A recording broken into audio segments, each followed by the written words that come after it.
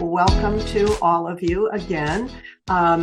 We are hosting this today. Some of you may have attended some of our previous webinars. We, being Reed Washington, we are a nonprofit organization. We organize to provide just exactly these kind of world-class professional development opportunities, always based, if you've been watching, you know we always ask our presenters to base their content to the extent possible on the best evidence we have from the science of reading, with the intent that every student becomes a skilled and confident reader.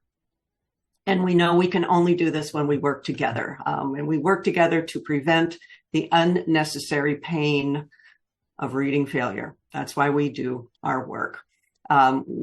Mentioned before, we're based in Seattle, Washington, but we definitely have a global reach, and that's in evidence today. We've got folks from around the United States. I haven't seen any Canadians yet, but I would presume there are some, and from countries all over the world. We're very, very proud of that.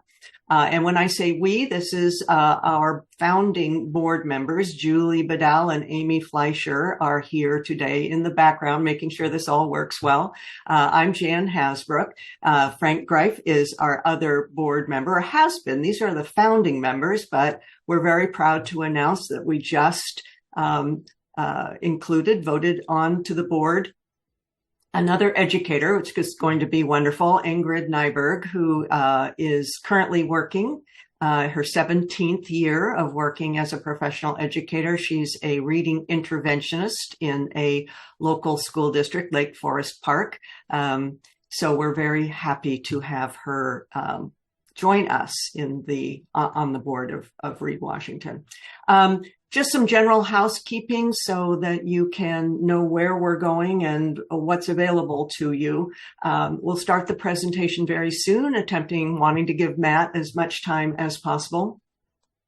We do have both the Q&A and the chat available. It seems to work a little bit better to put the questions in the Q&A at the bottom of your screen and leave the chat just for reactions and conversations that you might have. So if you can do that, please. We'll wrap up.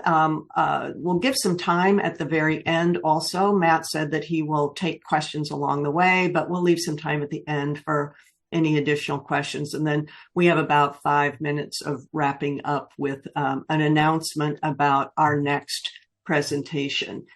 We do work hard to get all of the recording and the handouts to everybody who registered. So even though you're here today, you will get a recording and handouts.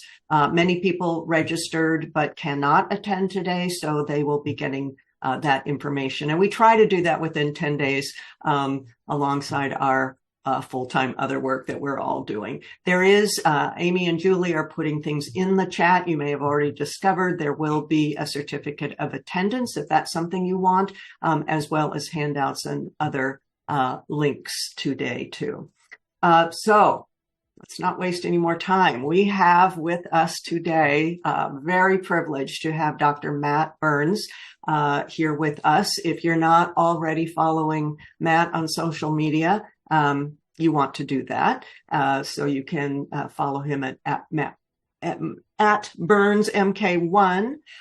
His background, I'm sure most of you know at least something about Matt's pretty amazing credentials that he just made a move to be, and I know that his colleagues at the University of Florida are absolutely thrilled about this. He just joined as a professor of special education at the University of Florida and is working as the assistant director of the amazing group, the UFLA, University of Florida Literacy Institute, along with Holly Lane.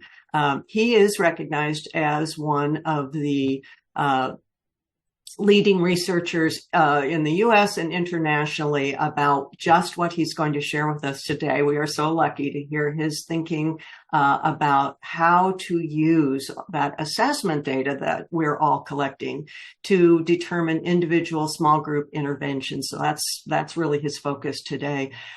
Matt is amazingly prolific. He has published extensively, and that's kind of putting it mildly, on multiple topics that we're all very interested in: RTI, academic interventions, facilitating effective problem-solving teams. He's written over 200 articles and chapters and co-authored or co-edited 15 books.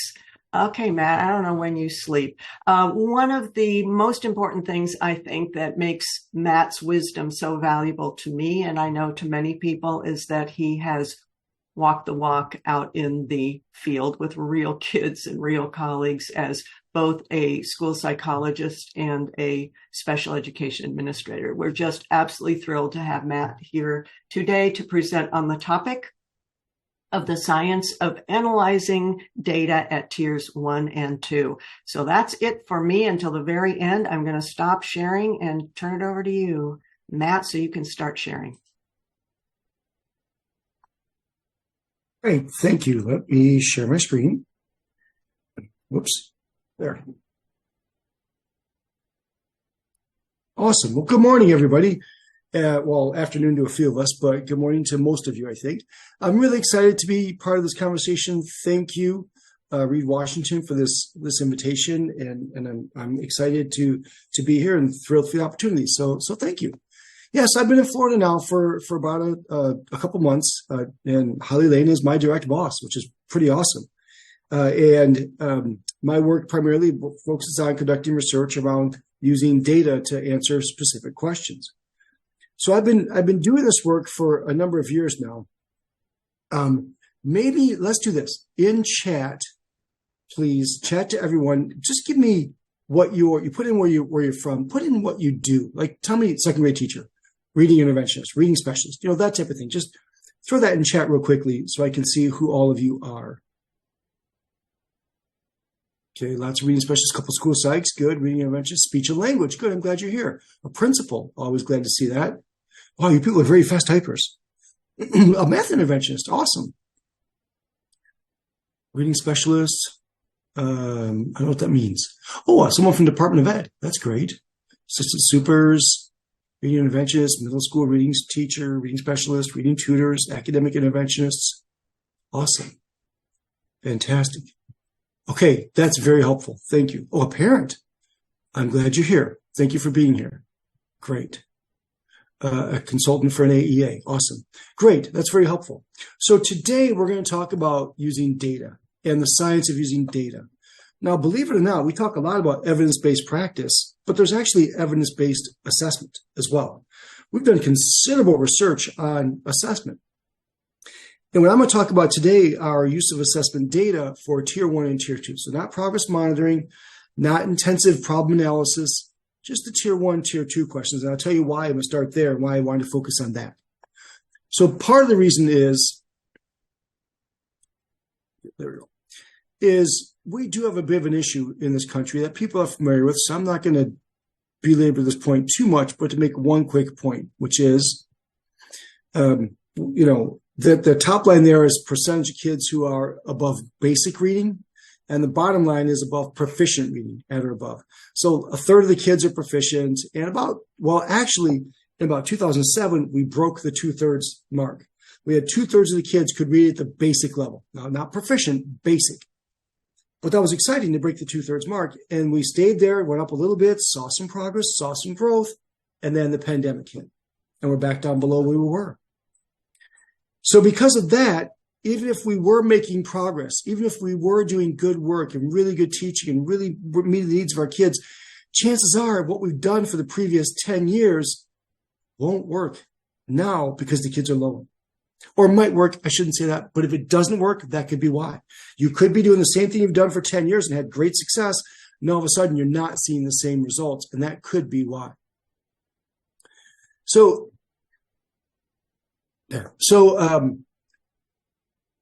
also to frame this around that is this issue around special ed. And what I mean by that is this. In 2001 or so, there was the President's Commission on Excellence in Special Education. Okay. And the President's Commission went around the country, interviewed parents, interviewed teachers, looked at all kinds of data, and said, we have got to make special ed more effective and more efficient. And they said, here's how we do it. The first recommendation, the most important thing is we have got to reduce paperwork and increase flexibility. We're still waiting on that one, right? But they also said that we have to identify and intervene early. Serve first, assess later. Now, I wish they hadn't used the word assess. What they meant was help kids and figure out if they have a disability later, which I think is an exciting thought. And at the time, in 2001, that was a radical idea. The special ed should be involved in helping kids who aren't identified with a disability yet. And they said those that get counted count. That was an argument for including kids with disabilities in the accountability assessment system. And their argument is, if you include those kids, the dollars follow. So if kids are getting with special needs and English language learners and all these other categories are being assessed and they're not doing well, we'll start investing in those groups. And then they said, we've got to use special ed staff more effectively. They said, those are really talented, trained, highly trained people. We've got to think of ways to get them out in working with other kids more effectively. So we've had this thing about reading scores, reading skills, not being where we need them to be, making growth, and then losing that growth. We've got this idea of special ed being probably not a resource we use well enough. Now, what I'm going to show you next, so I give you a handout, and the handout is they've already posted online, and you can download it. Not every slide I give you I'm showing you today is in the handout. Some I left out because I added it this morning. Some are left out because it's a cartoon, and some are left out for dramatic effect. This one is left out for dramatic effect. So I'm going to show you a disability, the number of kids diagnosed it in 1991, and the number of kids diagnosed it in 2001. So the 10 years that preceded the President's Commission. That's why I picked those 10 years. Starting with a learning disability. Now, I'll ask this rhetorically. You don't have to answer this. But do you think the number of kids identified with a learning disability went up or down during that 10-year period? Well, it went up, right? That's pretty easy. It went up about, 28%. Now, how about kids identified with intellectual disability? I don't know what the term for intellectual disability is in Canada for our Canadian friends. I don't think it's intellectual disability. I can't remember what it's called. If anyone knows, throw that in chat, please. But intellectual disability, the number of kids identified with intellectual disability, that's a little harder. Did that go up or down? Well, it went up about 11%. What I'd love to see is mild, moderate, severe. This is total number of, that's percent change, percent up during that 10-year period. So the number of kids diagnosed with intellectual disability during that 10-year period went up about 11%. Now, I'd love to see as mild, moderate, severe, but the government doesn't report it that way. So my guess is mild is up and moderate and severe are down, but I don't know that to be true. How about emotional behavioral disorder, up or down? Well, that we're more sure about that one, right? Emotional behavioral disorder is up about 18%. I thought it'd be higher than that, to be honest, but it's up. How about deaf blind? Ooh, that's a hard one. Deaf blind is actually down 7.5%. Now, how about other health impaired? Again, I'm not sure what they call that in Canada, but other health impaired. In this country, the number of kids identified other health impaired during that 10-year period went up about 400%. Why? Well, in most states, you could include ADHD as part of other health impaired. So because of that, we see this big jump, 400. How about kids with autism, up or down? Well, it's up. Do me a favor, throw in chat. You don't have to, but take a guess. Throw in chat. What percentage do you think the number of kids diagnosed with autism in the United States went up during that 10-year period? Just take a guess. What percentage? I'm asking for percentage. Okay, I'll open up chat and see what some of you are guessing. 50, 60, 23, 88, 130, 150, 200. Great. 101, 500, 250%. Yeah, these are all good guesses. But believe it or not, 1,000%. Teresa, if this were Price is Right, would have just won. During that 10-year period, it is up 1,354%. Why? Well, I don't know why. And there's a couple of reasons why. A couple hypotheses. One of which is we had kids who need help. And the kids, if they have intense needs and we need to support those needs, we give them special ed. And we maybe have more kids with intense needs. That's absolutely a plausible hypothesis that we can't ignore. But the fact that one went down jumps out at me. Deaf-blind went down. Deaf-blind is the most objective disability category there is. All the rest of them have some level of subjectivity. Now, I get autism is its own thing. I understand that. But all the rest of them, the more subjective they are, the more they went up. Other health impaired. Other health impaired is, in my opinion, the most subjective disability. Like if you got a kid who is not doing well and have parents with resources who understand their rights and they want that child identified as other health impaired to get special ed, it's pretty much going to happen, right? It's such a vague category.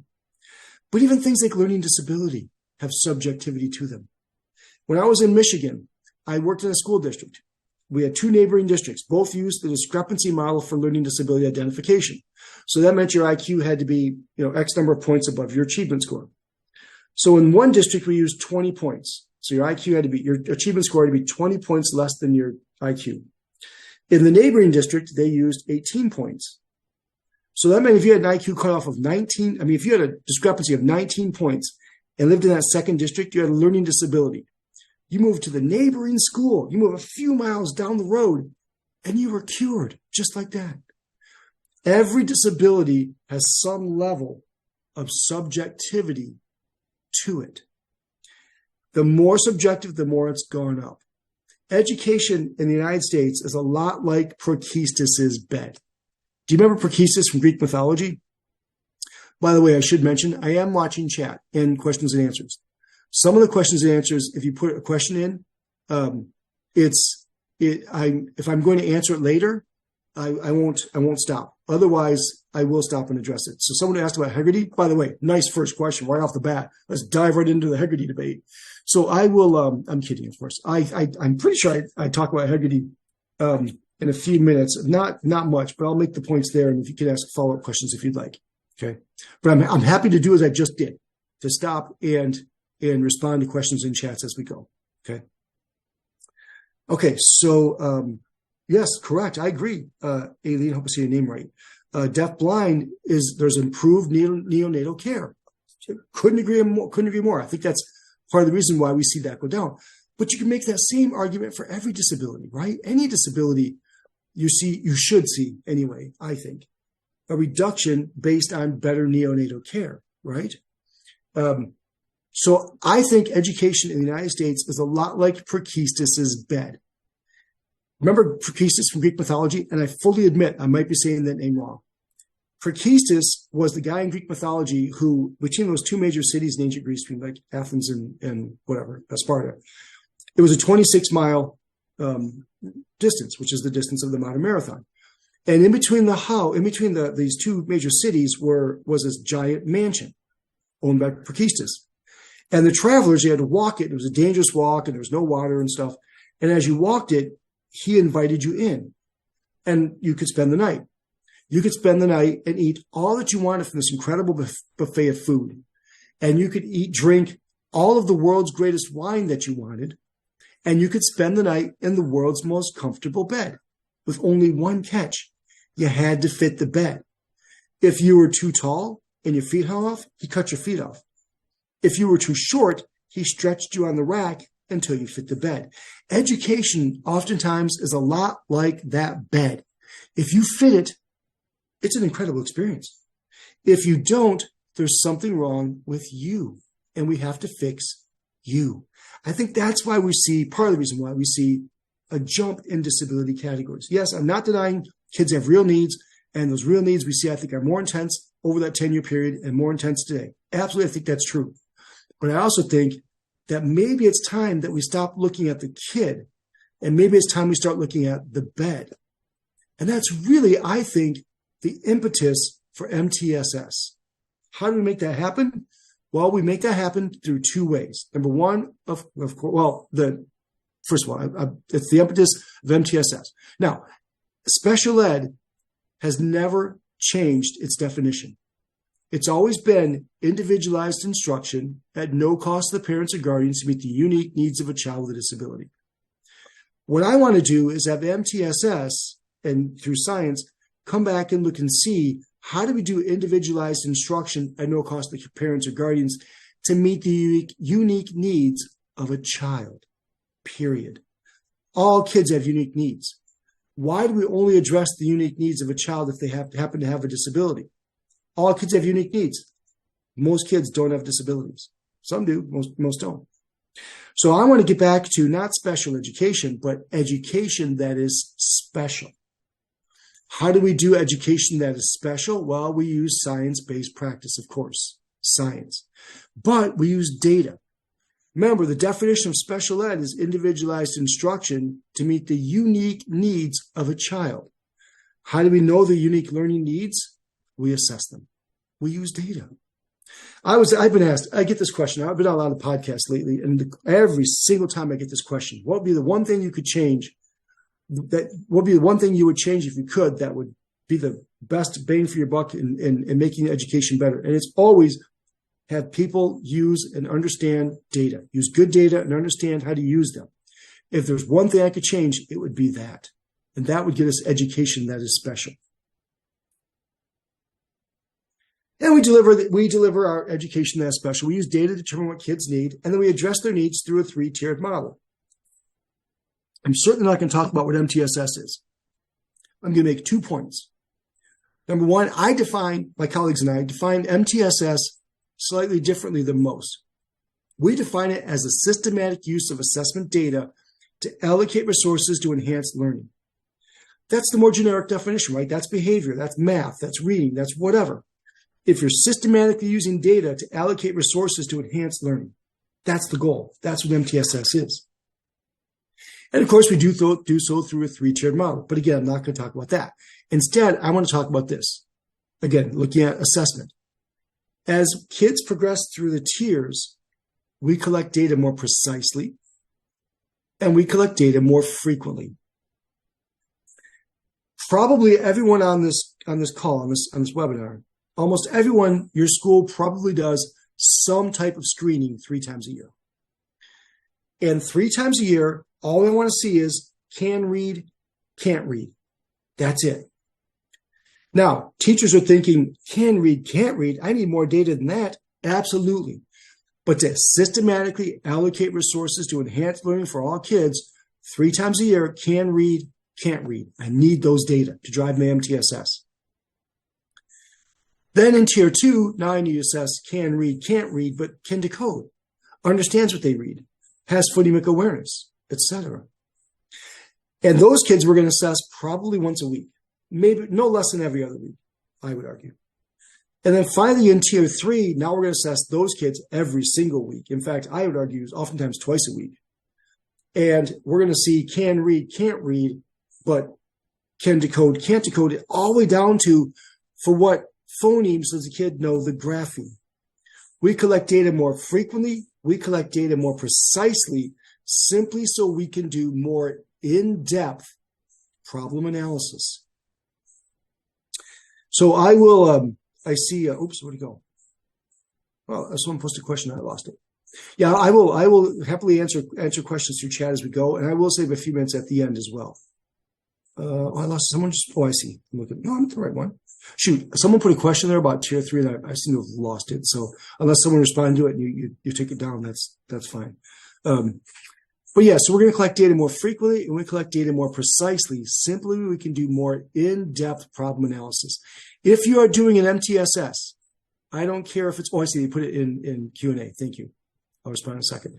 If you are doing an MTSS, I don't care if it's math, reading, behavior, whatever. Simply answer 3 questions and you'll have an effective MTSS. The primary problem analysis question for tier 1 is it a class-wide need? Is it a systems issue? Do we have a situation where we have to fix what's going on in core instruction first? It's got to be question number 1. Question number 2, the primary problem analysis question for tier 2 is, what's the category of the problem? Okay, tier 1, class-wide need, we're looking at classrooms. Tier 2, okay, now we're looking at individual kids. but it's very categorical. It's very, is it phonics? Is it fluency? Is it math, problem solving? Is it math computation? Is it, et cetera. Very categorical. What's the category of the problem? And then tier 3, that's where we really dive in to try and figure out what's the causal variable. And by causal variable, I mean the environmental variable we can control that's most closely related to the problem. Now, I love tier 3. When I started off in school psychology back in the 1900s, that's what I did, right? I was the guy that the person called, teachers call, where they're throwing their hands up in the air saying, I don't know what to do. And I still love that. I love those kids. That's still probably my primary research line. But what I realized, gosh, I don't know, maybe 2003, 2002, maybe 2004, when RTI became a thing, MTSS became a thing, that there were too many kids. There were too many kids that we were saying, I don't know what to do. And that's when I realized we got to start looking at this systemically. So if you don't have a good tier 1 and a good tier 2, you will not have a good tier 3. A lot of schools I work with, their first step in starting an MTSS is to dive into intensive problem solving. That's great, but you can't do the level of intensive problem solving you need unless you get that number down to 5 or 10% of the kids. So in your school, if you have 30% of the kids who need support, and that's a pretty low number, by the way, you will not have a successful tier 3 until you get that number down. And so Rachel asked about, can tier 3 be done by the homeroom teacher? If yes, can it be done effectively and efficiently? Yes, it can. In fact, oftentimes the schools which I work, that's not the topic for today, but I'll talk on briefly. It's the classroom teacher who does the tier 2 intervention. And oftentimes our tier 3 intervention is simply an intensification of that tier 2 intervention. If you want more information on that, I've got a couple of articles on it. I've written, done a couple of studies. I just finished a study that's under review right now. So you email me, I'll send it to you. I'll give my email at the end. So those 3 questions. Is there a class-wide need? What's the category of the problem? What's the causal variable? Make sure you answer those first 2 questions first. If you're trying to do tier 3, you won't be successful without doing those other 2. But at the same time, so if you're doing tier 1 problem solving, you should do tier 1 problem solving. But at the same time, if you're doing tier 3, your analysis needs to be tier 3 level, very intensive. What's the causal variable? Okay. So we're going to start with class-wide need. How do you identify? First question is there a class-wide need? Now, I have to admit, I got this much I want to talk about today is from press. Press was a wonderful opportunity. It'll never happen again. I used to be, when I was at the University of Minnesota, I was the co-director of the Minnesota Center for Reading Research in Minneapolis, Minnesota. And I'm sitting in my office one day. Lori Hellman is my other co-director. I'm in Ed Psych. Lori Hellman was in curriculum instruction. So believe it or not, at the time at the University of Minnesota, those 2 departments, we worked together quite well. So Lori and I were co-directors of the Minnesota Center for Reading Research. And we're sitting in our office one day, and we literally got a phone call out of the blue. Hello, Minnesota Center for Reading Research. It was Target, the Target Corporation. Target, the road, the stores, Target. Target was just down the road. And they called us up and said, at the time, they were giving away $3 million per week in charitable contributions. And at the time, they were giving the money to cultural things, theaters, museums. They wanted to focus on literacy. They didn't know what to do. They said, we want to focus on literacy. Can you help us? And Lori and I looked at each other like, yes, we will help you spend $3 million a week. No problem there. So we started meeting with them and had some great ideas and really they still do some great stuff. If you have a school near a Target, go to their website and look to see if they still do library makeovers. They're really they were, I don't know if it's still true, but they were quite generous and quite nice in some of the stuff they do for schools. So if you're close to a Target, I think it's within a mile, but I'm not sure the actual number, they'll give you information. They'll give you money and do cool things for you. But anyway, so we started talking to them, came up with these great ideas. After a couple of months, they said, you know what? What would it look like? What would a literacy program in which every kid could read by the end of 3rd grade, what would that look like? So Lori and I went off and we took Jennifer McComas from special ed and we took the Minnesota Reading Corps and we wrote what they called PRESS. It's basically a 3-tiered MTSS with embedded professional development, etc. Well, we went and showed PRESS to Target at their corporate headquarters. And they're like, this is great. How much would it cost? And we told them. And they cut us a check. They gave us $8 million to go build this system and test it in 6 schools over 3 years. $8 million. I've never had that much money in my life. And so we actually had too many resources. And I learned so much from that mistake, right? We all should be lucky enough to have that mistake. But we realized we were not doing effective MTSS because we were jumping right to tier 2 and tier 3 without first addressing tier 1. So yeah, we're going to talk about screening here, Jillian, in just a second. Okay, that's not for me. Oh yeah, I'll talk about that in a second. Yes, Gail, I'll talk about that in a minute. All right, so we started this thing called Press, and Target doesn't do it anymore. Thank you, Jamie. That's a bummer. But the good news is we built this thing called Press, and we put it in a PDF and threw it online. We say, here, people, you can download it, use it for free, or send us $25 to cover cost of shipping and printing, and we'll send it to you. Within that first year, we got something like, I don't know, 100 people download it. We had over 2,000 send us $25 to ask for the manual. So because of that, we decided, let's build a website. So we built the website. It's wonderful. It's presscommunity.org. You now have to pay to belong to it. I think it's $100 a year. I get no royalties. I get no money from it, which is a decision I've regretted a number of times. But still, I get no money from it. But it is a nice little website that has all kinds of intervention protocols, data frameworks. I'm going to show you today the frameworks we used, the interventions, videos, assessments. It's great. So I highly recommend it. So we went and started implementing Press. Okay. Now, this is what I learned. I learned a great deal from it. I said, number one, first things first. We have to match the purpose of the assessment to the data we're collecting. In an MTSS, we tend to think of 3 purposes of assessment. Number one, screening. Which kids need help? It's all screening measures are designed to do. Which kids need help? A reading, early reading, star reading, NWA map. It's used commonly in Washington, I believe. Actually used across the country. Even Ames Web and Dibbles, those are screeners, and they do that very well. I'll talk about that in a second. Next, once a kid's identified as needing help, we do specific measures to see what help the kid needs.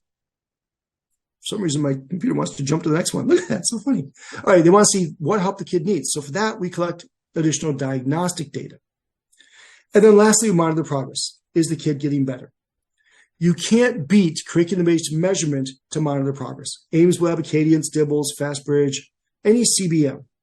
Those are good tools to monitor progress. Now, I'm not going to talk about that today. I'm talking about the other 2 primarily. Okay, so the purpose for which we collect the data has to match, the assessment we're using has to match the purpose. And we see mismatches all of the time. Let me show you an example. This is a study we did with the Fontes and Pinnell benchmark assessment system. It was one of my favorite studies I've ever done. So I do research in something called instructional level, and what people call it can vary quite a bit. What that means, can vary quite a bit. So whenever something supposedly measures an instructional level, I tend to look at it. Well, this came out, the Fontes and Pinnell benchmark assessment system, and they said they assessed this instructional level. Okay, so I got the test and looked at it, and on page 4, it says this test can be used to screen children's reading skills. Nowhere else in that entire manual or test does it discuss how to do that or data support that it does actually do that. Well, let's study it. So we have 3 measures here. We have the MAP, the measures of academic progress. Now, if you don't know MAP is a good screener, as, by the way, is star reading. Both star reading and MAP are good screeners. Teachers oftentimes tell me they hate STAR because it doesn't tell them anything to help their kids. Correct. STAR has one purpose, as does MAP. It is exactly designed to tell you which kids need help, and that is it. Period. It's designed to show good readers and struggling readers. That's it. It's all it's supposed to do. And if you use the data for something other than that, there's a good chance you're making a decision based on measurement error rather than student skill. So MAP is a good screener. So I've got the MAP, and that's our criteria. Then we gave every kid Ames Web, CBMR, curriculum-based measurement, or reading fluency. and the Fontes and Pinnell, bunch of second and third graders. So what we found was look at AimsWeb first, among the 646 kids who did well on the map, 501 of them did well on AimsWeb, which is 78%. Think of it like a grade. That's a C+. Not great, but certainly passing, certainly acceptable. More importantly, among the 322 kids who didn't do well on the map, 276 of them didn't do well on AimsWeb, which is 86%. Much better. That's a solid B to B+. I'm willing to trade a little bit lower score or accuracy here, as long as it's passing, for a better score here. I'm much more concerned about identifying kids who need help.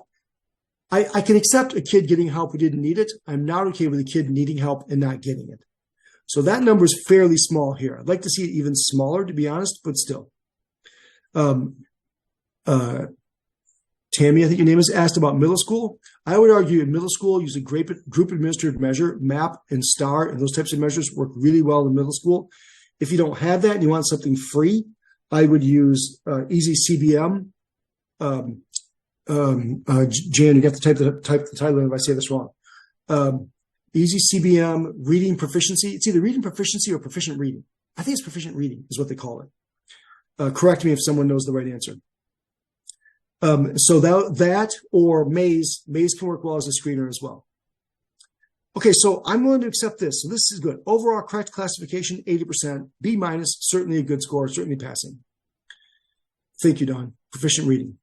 Now, look at the Fontes and Pinnell. Of the 556 kids who did well on the map, 367 of them did well on the F&P, which is 66%. I guess that's passing, but that's a D plus, right? More importantly, look at the 290 kids who didn't do well on the map. 90 of them, only 90 of them didn't do well on the F&P, which is 31%.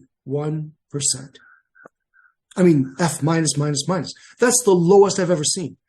It does a terrible job of identifying which kids need help. Overall correct classification, 54%. So what's that mean? That means I could buy this test for thousands of dollars. I can train all my teachers how to do it. I can take 20 or 30 minutes per kid, or give each teacher a quarter. Flip it, and you'll get it right just as often. The Fontes and Pinnell is a terrible screener. Now, I would argue the Fontes and Pinnell is a terrible screener because it was not designed to be a screener.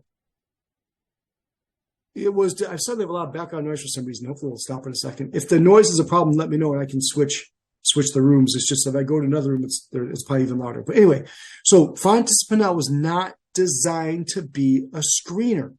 It was designed to drive instruction. And I think it does that very poorly too, but that's a different conversation. We do this all the time. STAR, MAP, good screeners. They do that very well. The other measures I mentioned. Now, STAR will tell you can use their data to make diagnostic decisions too, because you get those subtests. But the subtests are based on item response theory, which means it's possible for a kid to get a score on a particular subtest like phonemic awareness without taking a single item from that test. While that reduces the amount of time it's needed to take the test, its primary goal is to still get a reliable overall score. And that still is true. But those individual subtests can be unreliable for individual kids. Now, if a classroom teacher looks at his or her data and says, wow, my kids on average scored low on phonemic awareness, I should do something. Yes, great. That's a good use of the data because that's a group score. But if you are looking at those scores for individual kids and making decisions, there's a good chance that decision is measurement error, not true performance. Right? I see some questions come up, so I'm pausing for a second to look at those. So STAR is a good screener. Overall score on STAR is reliable, predicts reading really, really well, as with math. But its really only purpose is to measure that. For diagnostic decisions, you have to collect other types of data. And then the progress monitor, STAR will tell you can progress monitor them, and you can. but only if you give it like every 6 weeks. And so I want to assess my kids more frequently than that. So STARS are a good screener. It doesn't do much diagnostically. It doesn't do much to progress monitor. So if you're looking for those types of decisions, you probably have to use something else. Now, what I'll also tell you is I know schools that, getting to Tammy's question, Gail's question, we did a study, Amanda Vanderheiden and myself with Wes Bonifay did a study to see how many screeners teachers, schools do and did it matter. And we found that schools did anywhere from 3, pretty much everyone did three a year, to as many as, one a period, to as many as 3, 5, 6, or even 9. 9 assessments we were seeing. That's crazy. What I tell schools is, go back and look at your data. If you're doing multiple measures of reading, and they're basically identifying the same kids, pick the easiest, cheapest one and start using it. Drop all the rest. Don't spend all that time. So iReady, some of you asked, iReady is interesting to me. iReady, I argue, they say it's a screener, and they say you can use it diagnostically. But think about what it's called. It's called the iReady diagnostic system. I'm intrigued by iReady as a diagnostic tool. I would argue iReady tends to miss too many kids as a screener. So I tell schools, if you're using iReady as your screener, and let's say they use the 40th percentile as the cut point, go up a little bit. Go to like 50th percentile. I just picked that arbitrarily. Go up to 50th percentile. And take the kids who score between the 40th and the 50th and screen them with some other quick measure. Do a quick Ames Weber or Dibbles with those kids, just to make sure we're not missing any kids. Now, iReady as utility as a diagnostic, I think its buckets are a little too big for diagnostic decisions, but it's got some use there potentially. iReady was designed to be a diagnostic tool for which we use it for screening. If you want to use it for screening, look at those kids that score from like whatever your criterion is, 40th to 50th percentile, and just make sure you're not missing any of those kids. Okay. Okay. Again, I see. Okay. Yes, I'm looking at the chat now, jumping back and forth between them. Yeah, that's a good example. So the QPS is a diagnostic measure. The QPS is a solid diagnostic measure. It's a quick phonics. That's it. No, that's funny because they do the opposite. The quick phonics screener, I think, is not a good screener. It's not a measure of reading. It's a measure of phonics. So once you identify a kid as being a struggling reader, using the quick phonics screener actually tells you which phonics skills you need to address. And if phonics is an area they need more help. So I actually argue the quick phonics screener is a good diagnostic tool, even though it calls itself a screener. I kind of wish they wouldn't do that. All right. Let's see. Any other good diagnostics to mention? So we'll come back to that point in just a few minutes.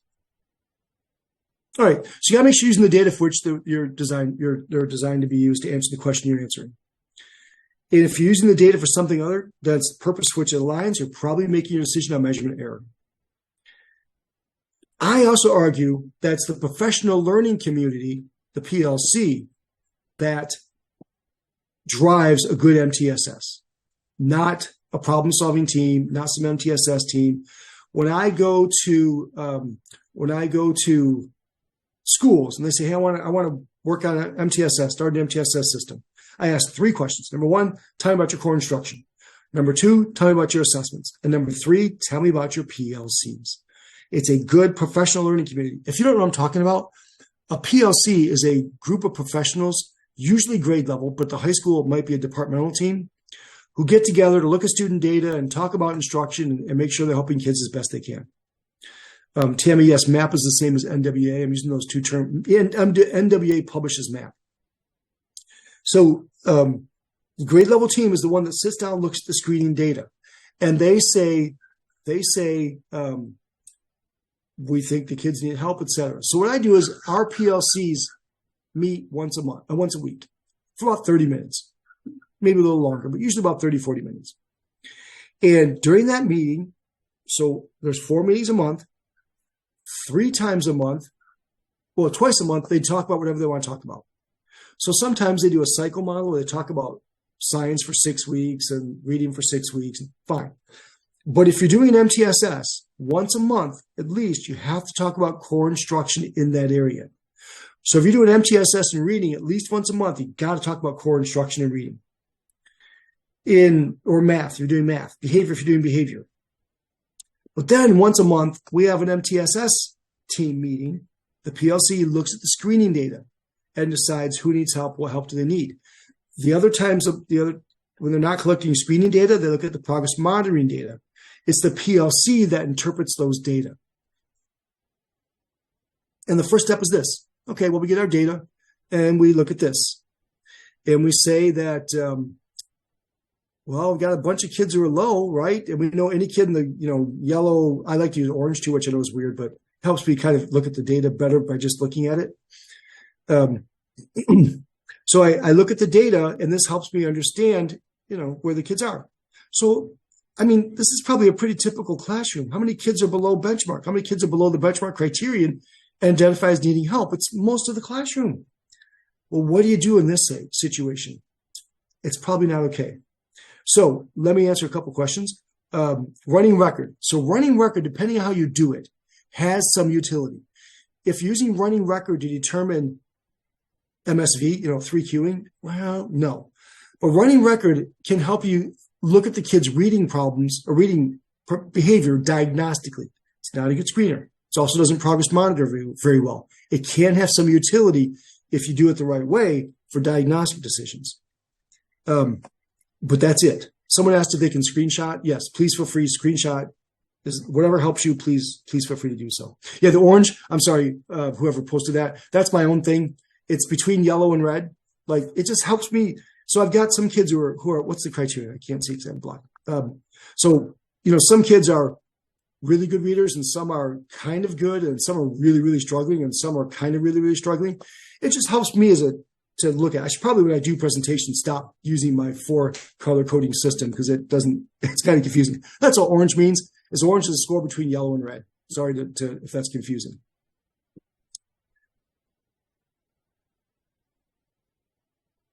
So we get data and we look like this. All right. So let's say using MAP and using CBM, Ames Web.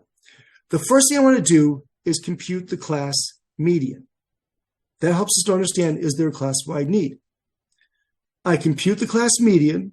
In this case, the MAP is 211 and the Ames Web is 133 or doubles, whatever you're using. The criterion for this grade for MAP was 212 and for oral reading fluency was 141. Well, the medians are below the criteria. If your class median is below the criterion, you have a class-wide need. You have a class-wide need. You have a systems issue. You have whatever you're doing is not meeting the needs of these kids. Doesn't mean you're doing bad instruction, by the way. I want to be clear about that. I've seen lots of classrooms with class-wide needs and good teaching. It simply means that you're not meeting the needs of the kids. It could be you have a low group, like I just showed you. Our kids are lower. What you've done in second grade for 10 years may not work this year or last year or next year. Maybe you've got just a low group of kids. That happens, right? I don't know what is going on. All I know is we have a group of kids here who need help. So the MAP number and both criteria you're seeing up there, Stacy, are just the published norms. So it's the criterion. It's 40th percentile, usually, whatever it is they use. So whatever criterion that publisher tells you, that's our criterion for that seasonal benchmark assessment. So if we see our benchmark assessment below the criterion, we have a class-wide need. Well, first thing to do is compute the class median. I'm not going to go over this. It's in there. I feel obligated to talk about it because I can't tell you how many times I've done something like this and I give teachers data and they say, oh yeah, I used to teach class median. I used to teach median when I taught 5th grade. And then they're like, wait, what do you do if it's even number again? So just real briefly, it's a middle score. All these things I gave you, MAP, or mentioned MAP, STAR, Ames Web, Dibbles, they all will give you a class median. You have to go in and tell it to, and I don't know how to do that. It varies by system, but they all will do that. But don't look at the average. The average in this example, is the median's 87. All it takes is a couple kids reading 150 words a minute or a couple kids reading 38 words a minute, and your average is thrown off really badly. So look at the median, not the average. So our median in this case is 87. The criterion is 91 because it's done the winter. Do we have a class-wide need? Yes, we have a class-wide need. If it's an skip that. If it's an even number, take the two middle scores. It's the average of the two middle scores. In this case, the average two middle scores are 60 and 64.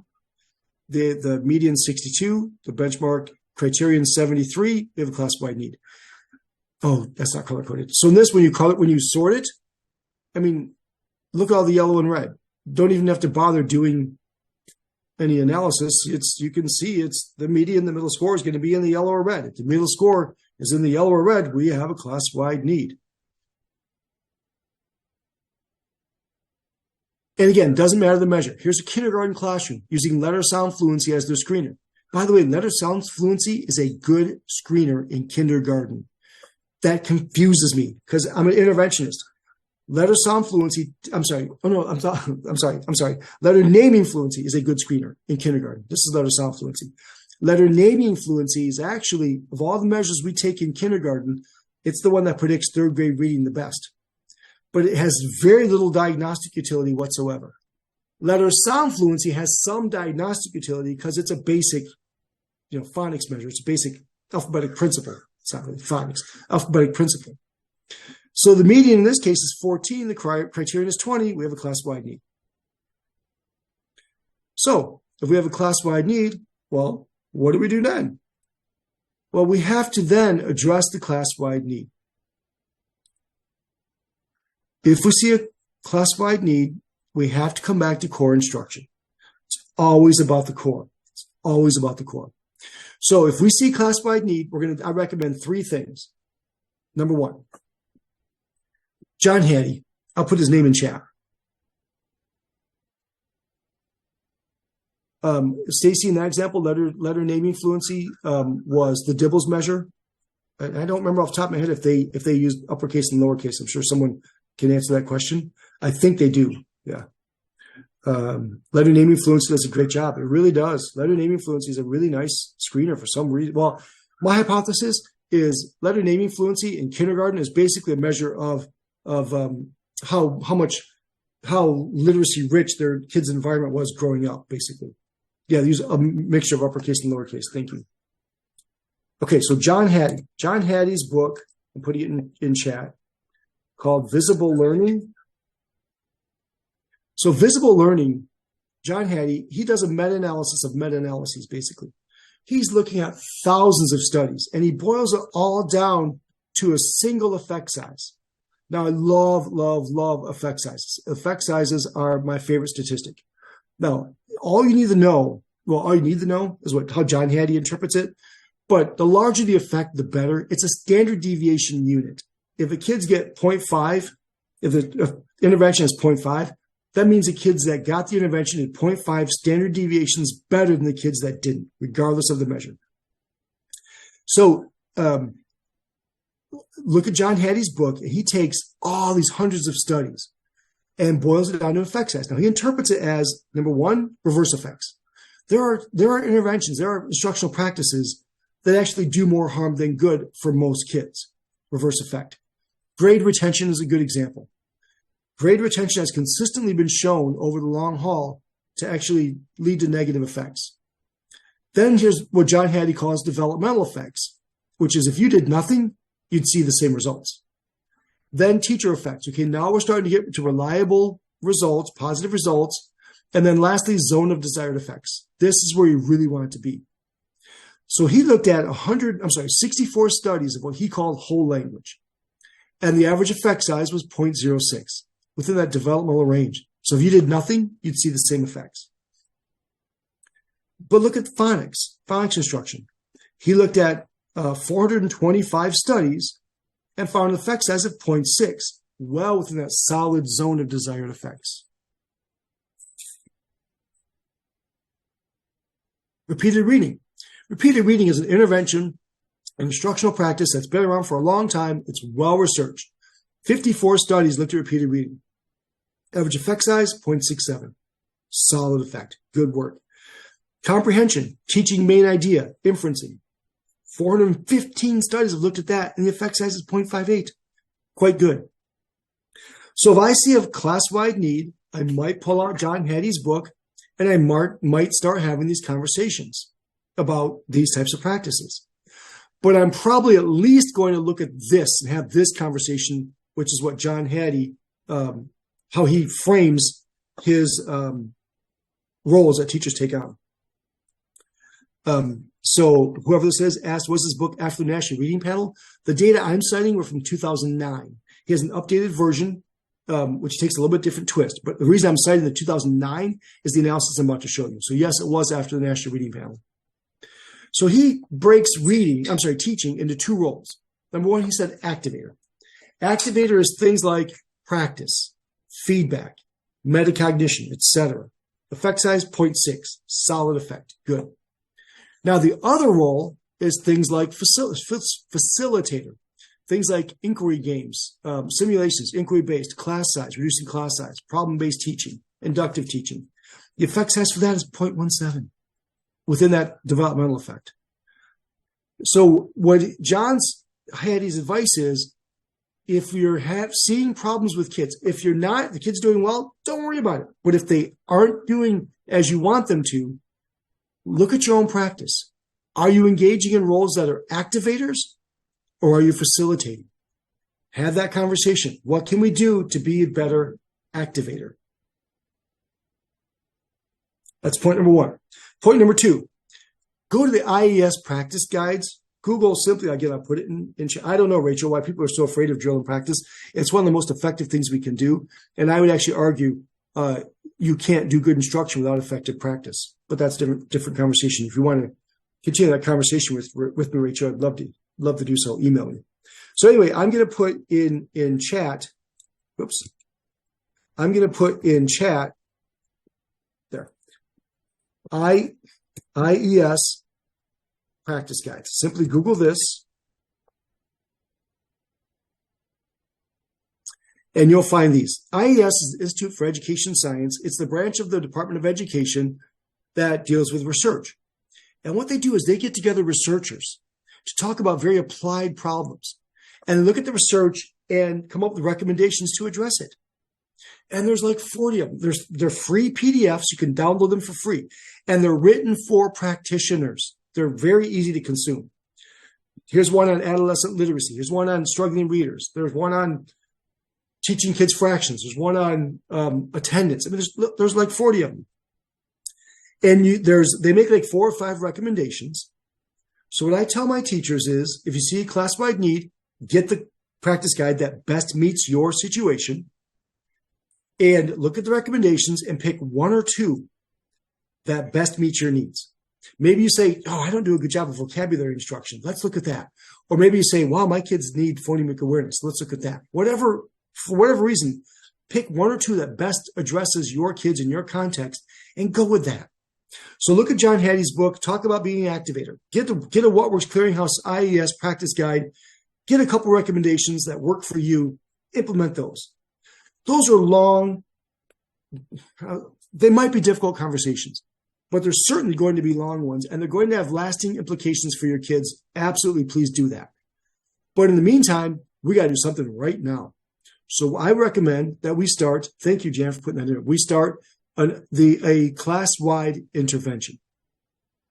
Now, class-wide intervention, the one I've used forever was PALS, Peer-Assisted Learning Strategy.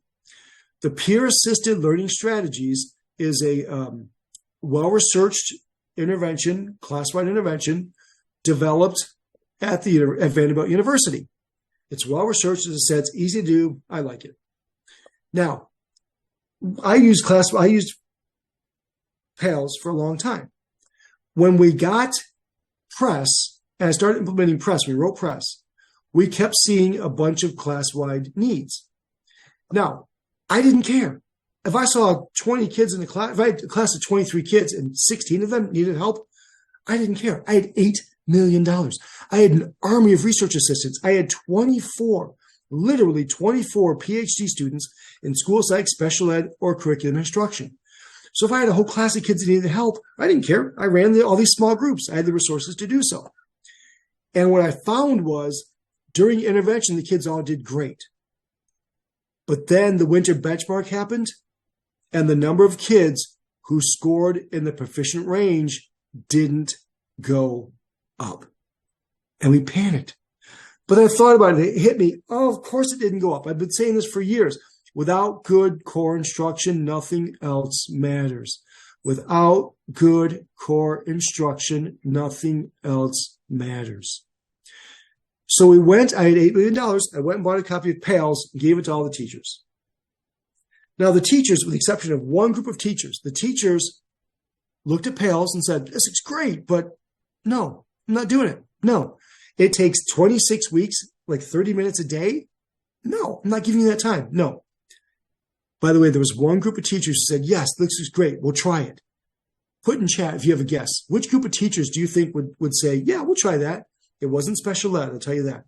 If you have a guess, which group of teachers do you think, I said, here, try this, actually said, okay, this looks pretty cool. We'll give it a shot. A couple of you are willing to take a guess. Let's see what you put. Both of you, everybody's getting it right off the bat. Very good. Kindergarten teachers. That's why this one is like emphasized. There's a K PALS, first grade PALS, 2nd through 6th, middle school, high school. When I showed the teachers PALS, the kindergarten teacher said, yes, we'll try it. Looks great. And they've always, their response every time I've ever shown it to a kindergarten teacher was, this looks cool. Okay, we'll give it a shot.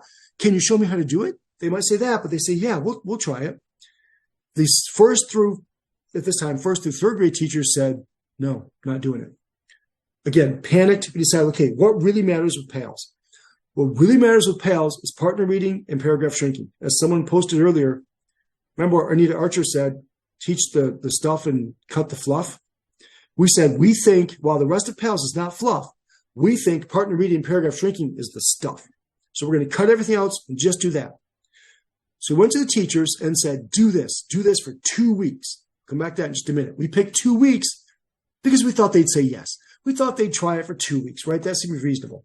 Except the kindergarten teachers, we gave them KPALS. The rest of the teachers, we did this. All right, we took a group of kids. Now, forgive the language I'm about to use, but I don't know how else to have this conversation with the lower half and the upper half, okay? We want to create a bunch of heterogeneous dyads. So every heterogeneous dyad, so in this case, student, we don't fold it, so lowest of the lows with the highest of the high. We slide it. So the lowest of the lows with the lowest of the high. So in that example, student A, the lowest of the low, got matched up with student K, the lowest of the high. The next lowest of the low with the next lowest of the high, all the way down to student J, who was matched up with student U. Okay, so all these heterogeneous dyads. Every dyad, there's a reader 1 and a reader 2. Reader 1 is always, always, always the better reader. So in this dyad here of student A and student K is reader 1, student A is reader 2. With student B and student L is reader 1, student B is reader 2. Student J and student U is reader 1, student J is reader 2. Okay? It's very important. Now, we don't tell them that that's why they're reader 1 and reader 2. We simply give them a folder. So Rachel, you asked, is PALS available to purchase? Yes, go to that website or just Google Peer Assisted Learning Strategies Vanderbilt. Put Vanderbilt in because otherwise there's lots of things called PALS. So every dyad of this heterogeneous dyad gets a folder. So on the folder, we might write a team name. We put reader 1, kid's name, reader 2, kid's name. Okay. And in this folder are a couple of things. So we put the basic rules. I'll talk about that in a minute. More importantly, we put a bunch of passages written at reader 2's instructional level. Reader 2's instructional level. If I were in person right now, I would ask all of you to hold up a 1 or a 2, what I just said. It's really important to remember that. Reader 2's instructional level. So to emphasize it, I'll put it in chat. Thank you. Gosh, Jan and whoever else is, you guys are quick on the draw of these websites. Reader 2's instructional level. Now, how do you measure instructional level for this? Well, I just spent time ripping on Fontes Spinel. Yes, I think it's a terrible measure. So what I tend to use is whatever measure you give, STAR, MAP, even AIMSweb and others, give you a Lexile. Lexile is fine for this activity. I determine the kid's instructional level based on their Lexile score, and then I'll take that to find. I'll go to readworks.org. I tend to use readworks.org. I'll put that in chat as well. For time's sake, I'm not going to show you the website. You go to readworks.org, and readworks.org has a whole program I don't use. All I want is their passages. They have thousands of passages available for free. And you can sort those passages by grade, by topic, by type, by Lexile. So I simply go to their Lexile. So the kids' Lexile is 250. Reader 2 is 250, for example. I try and find plus or minus about 50. That's arbitrary. I don't know if that's the best way. I just try and pick one. So Aline just asked, should passages K1 be decodable? So I would argue in this, you can't do good instruction without decodable text. Decodable texts are so important. But in this example, I want this to be more of a generalized text. So if the kids who need that decodable level, you might want to consider doing first grade or kindergarten pals. Okay. If that's just one or two kids, then instead you could use a decodable, absolutely, or use word list or something like that instead. So we're going to get a bunch of passages written at Reader 2's instructional level. We say, okay, kids, partner reading time. So Reader 1, their job is to go pick up the folder, and Reader 2 finds a place to work. They open it up. Reader 1 always, always, always goes first. Reader 2 always, always, always goes second. And at the end, Reader 2 puts the folder away. So we tell them there's a Reader 1 and there's a Reader 2 because you have jobs. That's the reason why. There's no other reason. There's no arguing about it. This is just your job. Reader 1, okay, kids, partner reading time. Reader 1 picks up the folder. Reader 2 goes and finds a place to work. Open it up. Reader 1 goes first. Reader 2 goes second. Reader 2 at the end puts it away. Okay, so during the intervention, okay, kids, partner reading time. It takes 20 minutes. They open up the book, open up the folder, turn to passage 1. Reader 1 reads that passage aloud for 5 minutes while Reader 2 follows along. Then stop. Okay, switch. Reader 2, your turn. Reader 2 reads the same text again for 5 minutes. Remember, repeated reading. It's important. 5 minutes. Okay, stop. Okay, kids, 5 minutes up. Reader 1, your turn to go again. So now Reader 1 reads again, but this time they read new text, novel text. And they stop and do paragraph shrinking after every paragraph. I'll talk about that in just a second. For 5 minutes. Okay, stop. Reader 2, your turn. Okay, Reader 2 now reads out loud for 5 minutes, 5 more minutes. Again, novel text. So new text now. And then after every paragraph, they stop and do paragraph shrinking. So the whole thing takes about 20 minutes. It's pretty quick. All right, I'm opening up the questions. Good. All right, so if it takes about 20 minutes, generally speaking, I'm sorry, I forgot to mention this. Paragraph shrinking. So paragraph shrinking is this. It's not complicated. Paragraph shrinking is the kids have to state the most important who or what in that paragraph, the most important thing about that who or what, and say it all in 10 words or less. Okay, so let's see. The most important who or what was Thomas Edison in that paragraph. The most important thing about the who or what was he grew up on a farm, but he didn't like living on a farm. He wanted to work with machines. Okay, see all that in 10 words or less.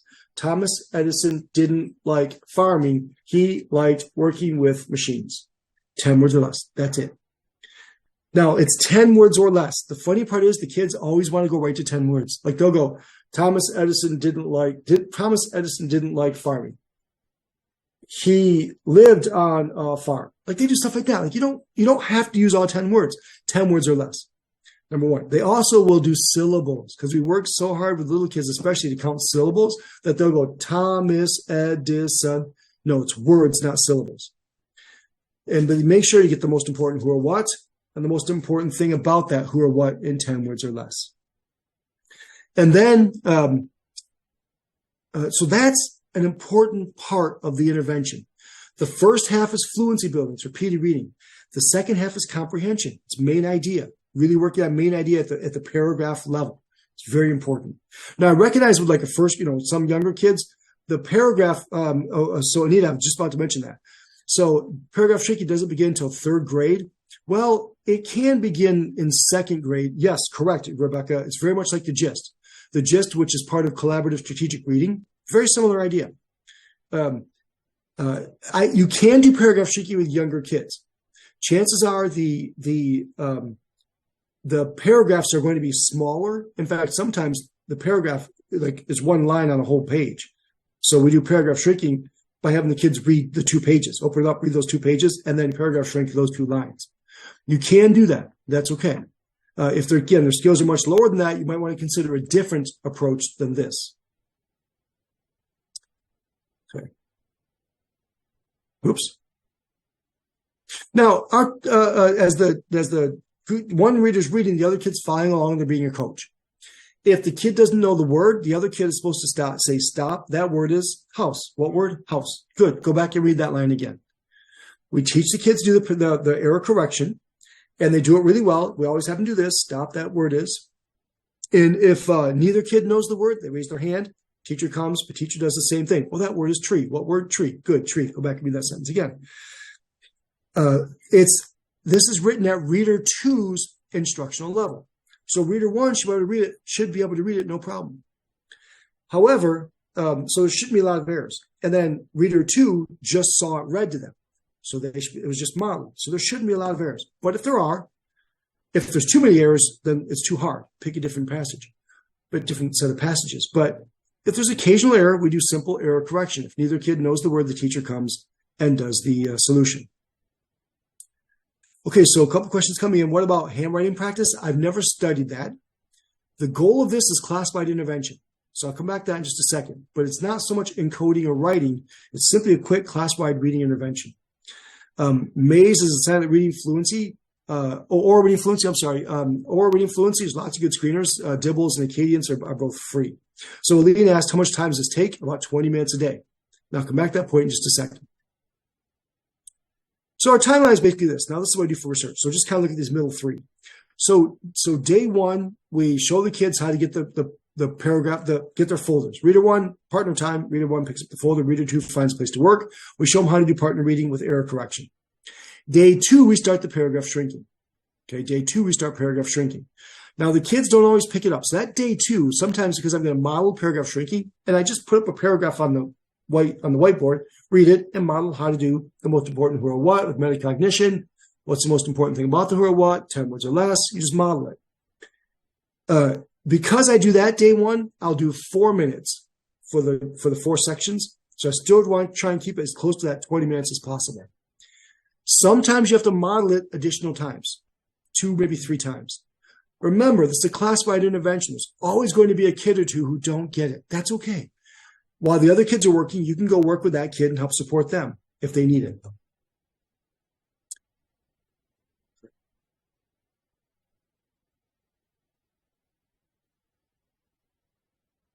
So we did this for 2 weeks. Now, to be clear, I'll say it again. We picked 2 weeks only because we thought the teachers would say yes. What's a reasonable amount of time to ask teachers to try this? We thought 2 weeks was reasonable. Just try this for 2 weeks. So they did. And we found we said we'll come back in 2 weeks, we'll reassess the kids, we'll see how it went, we'll talk to you, we'll figure out what to do next. Here's what we found. Remember, the criterion's 91.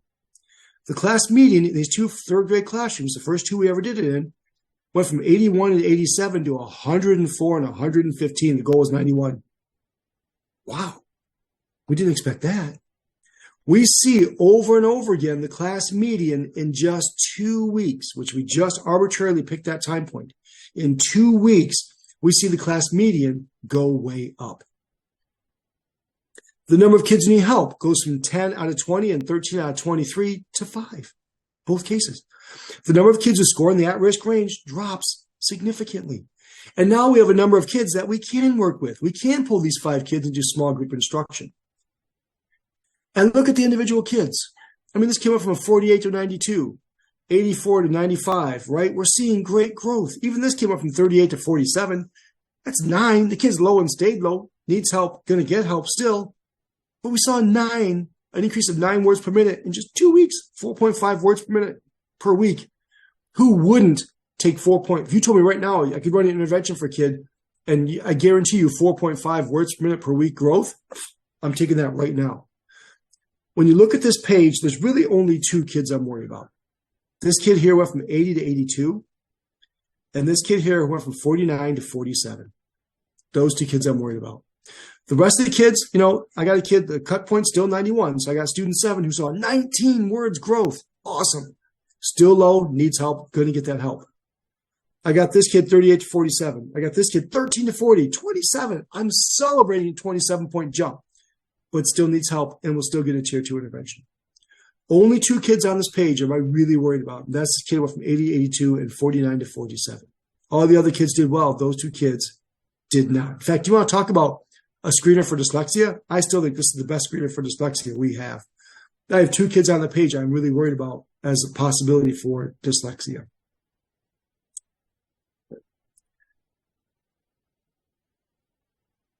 And we've done several studies with this. I've shown you a couple that are published. This one was a random assignment. We did pre-post median, the treatment group, the control group. Started off the treatment in baseline, very similar, but by the intervention end, we saw in 2 weeks a nice jump compared to the control group. So we've done this with the random assignment, published it a number of times. Reader 1 does do paragraph shrinking. Both do paragraph shrinking. So it's 20 minutes. 5 minutes, 5 minutes, 5 minutes, 5 minutes. 5 minutes, Reader 1 reads, Reader 2 follows. 5 minutes, Reader 2 reads the exact same thing, Reader 1 follows. 5 minutes, Reader 1 reads again, new text, paragraph shrinks. 5 minutes, Reader 2 reads where Reader 1 left off, paragraph shrinks. One time we had this all set up to do this 4th and 5th grade. First time we ever did it, 4th and 5th grade. We've done it a number of times now since 4th and 5th grade. All set to go. The principal calls me up the night before at home. Calls me on my cell phone. Matt, you're not going to believe this. We can't do it. It's supposed to start in the morning. Like, why? She bumped into her superintendent that day and said, hey, guess what? We're doing this class-wide intervention for reading with Dr. Burns. I was at the University of Missouri at the time. Isn't this great? And the superintendent told her no. He said in that district, their lowest test scores were in science. Every intervention effort had to focus on science. If you can't read, you're not going to do well on the test in science. Doesn't matter. So we said, okay, not a problem. Went to readworks.org, sorted by Lexile, sorted by topic. We found a bunch of passages that were science related and ran the intervention, this time using science probes. And we used Maze, science probe Maze, as our measure because, again, he wanted to see a growth in science. Again, 2 weeks, everything else exactly the same as I just showed you. This is that science maze. This is where they started off, these 4th grade classrooms. This little black line is how much they're supposed to go up based on national norms. And this is how much they actually did go up. 5th grade, same thing. This is where they started, baseline score, little black line, how much they're supposed to go up based on national norms. And this is how much they actually did go up. Saw amazing growth. Did it in middle school. A middle school in Buffalo, New York. Saw I was doing this and said, hey, we want to try it in middle school. Great. Came out and got it all set up. Did it in middle school. Here's what we found. This time, by the way, we did random assignment. Nice study. But in this middle school, we did it for 3 weeks. If it's middle school, I do it 3 weeks. And we did, because they had science and social studies, it was a block schedule. We did every other day science, social studies. So one day they had social studies, next day science. So one day they had a set of social studies folders, social studies content, sorted by Lexile by social studies topics. Next day science, 2 sets of folders, in one in each classroom, science and social studies. So the kids were getting it every day for 3 weeks. They were just doing it in different classrooms. Oops, darn it. Here's what we found. So you can see the nice big, darn it, go back up. Jumping back and forth between chat is causing that. So nice big jump in reading fluency compared to the control group. But look at the nice jump in science and social studies compared to the control group and the Maze scores. As I'm walking into the building, I'm literally carrying all these folders, right? And the person I'm working with says to me, we're like 10 feet from the door, says to me, oh, hey, by the way, we have a lot of kids who are ELL. Does that matter? Yes. Nothing I can do about it now. I'm literally 10 feet from the door. So we just ran it. And it is exactly I just showed you, but we measured the effect on kids who are emerging bilingual. What we found was, look at this nice jump in reading fluency compared to the control group. Look at this nice jump in reading accuracy, by the way, and consistent nice jumps in the content compared to the control group. Now, I've since Monica Ramiro, who's now a professor at UT Austin, Texas Austin, she replicated this with kids emerging bilingual to look at other effects in elementary school and saw nice jumps after 2 weeks in reading vocabulary in English and in Spanish, and reading jumps in fluency English and Spanish. So we saw nice effects for kids who were emerging bilingual. Okay, I'm going to respond to this question real quickly. This says, you I misunderstood the question. Shoot. So in order to make this easy, I'm trying to answer the question to D Troop here. I'm not sure what your name is. It's part of the system, right? So we, as part of our PLC, we look at these data. Now, when do the interventions occur? If you have an intervention block in your school, this starts first, okay? This starts first. So if you have 30 minutes set aside, once you identify a classified need, you run the classified intervention during those 30 minutes. After the classified intervention ends, that's when you start pulling kids and running the tier 2 intervention. Is there an article on this? Yes, several of them. Several articles on this. We've published, I think, 4 or 5 studies now. I've actually lost count. The ones I showed you, Mackey et al., if I didn't cite them, you email me, I'll happily send you the articles. So then Lindsay Kemedy, who I've now met, and she's wonderful, and she's a great person and does great work. She's the one that wrote that book, Seven Powerful Strategies. Someone correct me if you know the answer. I should know the answer to this. Thank you. Someone put it in chat. 7 Mighty Moves. Thank you. She's the one that wrote that book. So before she wrote that book, she went online. This was in 2021. And I have a YouTube channel. It's a cool channel. I demonstrate videos. I interview authors. If a cool study comes out and I want practitioners to access that study, I'll call the author, interview them on Zoom, have them explain their article in really practitioner-friendly terms, throw that 10-minute interview on my YouTube channel. Well, one of my YouTube videos shows how to do classified interventions. So Lindsay watched it, never met her, no support from me, no training. She watched the video and ran it and saw her class medians go from 50 words a minute to 66 words a minute in 2 weeks. And she tweeted about it, tagged me, I retweeted it, and she and I now know each other. But at the time, she had no training, no support, just someone that watch the YouTube video. So it's not difficult to do. So just to reiterate, I'm kindergarten, I'm still doing K-PALs. Kindergarten, I'm still doing K-PALs. We just recently developed and studied a new intervention. It's not new, none of this is new. An intervention class-wide applied to kindergarten. And we saw great results. I haven't submitted the article yet, the manuscript, so I'm not talking about it. Once that's accepted, I'll start talking about that. So kindergarten, I'm still K-PALs. By the way, K-PALs is fun. The kids love it. It's easy to do. It's a nice structure. Do K-PALs. I still oftentimes use first grade PALs in first grade. It's a wonderful program. 2nd through 8th grade, I do what I just showed you. 2nd through 8th grade, I do what I just showed you. Now, high school, I'm probably still going to fall back to high school PALs. Only because I've never studied this in high school. If there's someone out there who wants to partner with me to study this in high school, I would love that. But I right now it's K-PALs, first grade PALs, this 2nd through 6th grade, and then high school PALs. So I'm going to ask you K-PALs versus UFly. Those are 2 different things. UFly is a core instructional program. I'll stick to that. It's a core instructional program. UFly is designed to supplement instruction over your course of your instruction to embed more phonemic awareness, if not better, and phonics into it. This is a short-term solution to address phonemic awareness and phonics. So that while they're I can see the question. I understand why you would ask that. I would argue they're really slightly different things. And I would use UFly. Earlier, I talked about, pick some recommendations. One of the things we might say is we're going to do UFly. We're going to do UFly foundations starting right now for the rest of the year. But we're still going to probably do a classified intervention. I've never studied the 2 of those things together. That'd be fun to do as well. Do they share one folder? Yes, they share one folder, but you can see they have 2 copies of the same passage. So they share one folder with 2 copies of the same passage. By the way, Lindsay now has a website. And she, I'm a researcher. Like I work with kids and I love working with kids and I do it quite a bit. But I'm a researcher and I'm not an elementary school teacher. Lindsay is. And so she took all this stuff I've talked about and made it more elementary kid friendly. And she put that on a website. I don't know the website. Google her and I'm sure you'll find it. She's got great resources. So if you want more information, Google her. Okay. All right. I'm going to spend the rest of the time talking about tier 2 data analysis. Any other questions about that though, before we move on?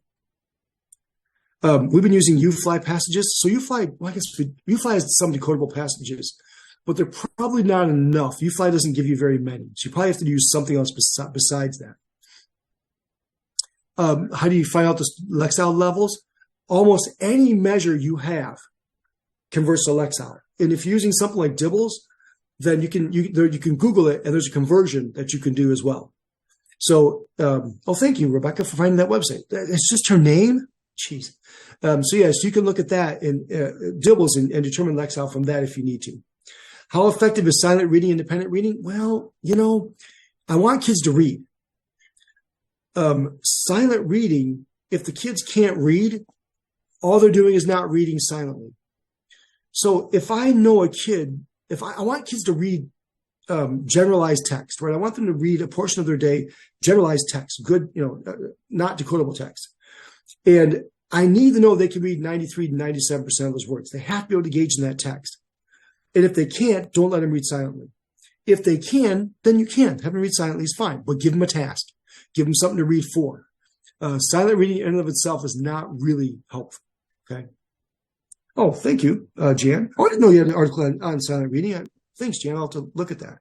Feel free to chime in on that, by the way. But I think it's fine to have kids engage in some silent reading, but it has to be something that they know how to read. You're confident they can read. And number two, give them a task. Give them something to read for. Give them something a comprehension question, that type of thing. All right. So let's talk about, I think I got all the questions addressed. Oh, hold on. Oh, yeah, I guess we answered that. Okay, so let's talk about Tier 2. So now we've addressed our class-wide need, and we have a small number of kids who still need help, so we're going to work with that. And we're going to look at the data and decide what the kids need. Now, I'm going to show you again some effect sizes. Let me do this real quickly. I'm going to show you some effect sizes. Again, standard deviation unit. John Hattie says 0.6 or 0.4 is effective. I would actually argue a little higher, but regardless, you get the idea. 0.6 or so, 0.7 is effective intervention. So this is research done with kids with learning disabilities. Hundreds of studies in reading, learning disabilities in reading, to be clear. Someone asked about accelerated reader. The problem with accelerated reader is it's not an intervention. Having kids read a text that they can read that's at their level, when I say level, I mean they can read 93 to 97% of the words, and answer comprehension questions is not a bad thing to do. And earning points to do it, not a bad thing to do, but make sure they can read 93 to 97% of the words. Monitor that very carefully. In and of itself, accelerated reader is not instruction and is not intervention. Again, if others have comments on that, please chime in. So interventions for kids with learning disabilities, again, the larger the effect, the better. I want to see effect sizes of around 0.7 or so, probably. So starting with explicit instruction in reading, reading comprehension, good. Main idea, 1.13, large effect. Even with kids with learning disabilities, large effect. Direct instruction, teaching kids how to sound out words, large effect. Psycholinguistic training, finding that cognitive process, that language process that's broken and fixing it, small to moderate effect at best. Modality instruction. If they're a visual learner, teach them visually. An auditory learner, teach them auditorily. A kinesthetic learner, teach them, kinesthetically. No, it doesn't work. Learning styles are a myth. And I hope I'm saying that clearly and convincingly enough. The research for decades have shown that learning styles do not work. I'm not saying multimodal instruction is bad. What I'm saying is after decades of research, we can say with confidence that a child, if you say they're a visual learner, simply matching their supposed modality, their preferred modality, will not be the intervention that helps them learn how to read. I promise. No. I harp on that because I know schools use modality instruction as their tier 2 intervention. That's a waste of time. Doesn't work. Diet. Cut out red dye number 12 and kids can read. Of course not. And then lastly, vision training. Again, I only talk about vision training because I've seen it done in schools and it doesn't work. The American Association of Optometrists, the American Medical Association, the British Association of Optometrists, all of these schools have called for a moratorium on the use of vision training as an academic intervention. Because not only is there no research that says it works, there's decades of research that shows It doesn't. It doesn't work. Reading comprehension intervention, teaching kids main idea, teaching kids inferencing. What's psycholinguistic training? It varies quite a bit, but it's the idea of training language processes. Doesn't work very well. Looking at these data, what's the best way to teach a kid how to read? You teach him how to read. Always been our best chance. Always will be. Even among kids with learning disabilities, it's our best shot. Want to teach kids how to read? Teach them how to read. For 50 years, we're looking for a magic bullet. Magic wand. For 50 years, we're looking for a silver bullet. It doesn't exist. I hope we find it someday. I really do. But until then, our best chance is teach kids how to read. So what we do is, with that knowledge, we go out and adopt all these interventions, right? And there's lots of them out there. PALS, LLI, level literacy intervention, read naturally. We think of all of them as leading to proficient reading. Well, that's actually flawed logic. And I'll tell you why I say that. Let's look at the framework. Let's look at the meta-analysis of the National Reading Panel. And I'm going to look at the one looking at phonemic awareness. They did 5 meta-analyses: phonemic awareness, phonics, fluency, vocabulary, comprehension. And what they did was wonderful, helped reading instruction. Let's look at the one they did on phonemic awareness. They want to see this phonemic awareness instruction, teaching kids that, words are made of sounds. And we can isolate those sounds, and we can blend those sounds, and we can make different words with those sounds, etc. Teaching that, does that help kids learn how to read? Not the letters, but the sounds. And they looked at 52 studies of phonemic awareness instruction. And they wanted to see, can you teach kids, if you teach kids phoneme manipulation, can they manipulate the phonemes? And doing so, will it help them with spelling? It will help them with reading. They had a bunch of things they called reading: word reading, pseudo-word reading, reading comprehension, etc. Here's what they found. It was effective. Phonemic awareness instruction absolutely helps kids learn how to read. We see moderate to strong effects for reading, spelling, and comprehension. Now, what they found was teaching 1 or 2 at a time was preferable to teaching 3 or more. Like twice as effective. Like it was clearly significantly effective. It was significantly and reliably more effective to teach 1 or 2 skills at a time than teaching 3 or more. That's one of the issues I have with Hegarty, to talk about that briefly. That's one of the problems I have with Hegarty. Hegarty's every lesson has 7 or 8 skills. That's way too many. We should focus on only 1 or 2 things at a time. And Hegarty teaches some of the skills that Hegarty teaches, most of the kids already have mastered, and teaches things that kids actually don't need to learn how to read. So focus on isolating, blending, segmenting, and basic manipulation of phonemes. Get to the phonemes. All the rest you can probably cut out, number 1. And break it up into smaller units. Don't do all 7 at once. Do 1 or 2 things at a time. That's my problem with Hegarty. Hegarty's great in many respects. Hegarty got people talking about phonemic awareness again. Hegarty took teachers who weren't teaching phonemic awareness and they started it. Fabulous. Thank you, Hegarty. I mean that. But some of the stuff they do is really problematic and ineffective. And by the way, teaching phonemic awareness is not hard. It's actually quite easy. Say the 4 again. Sure. It's isolating, blending, segmenting, and basic manipulation. Taking the and cat to make it a book, and that word is bat. That's what I'm talking about. Those 4 things: isolating, blending, segmenting, and basic manipulation.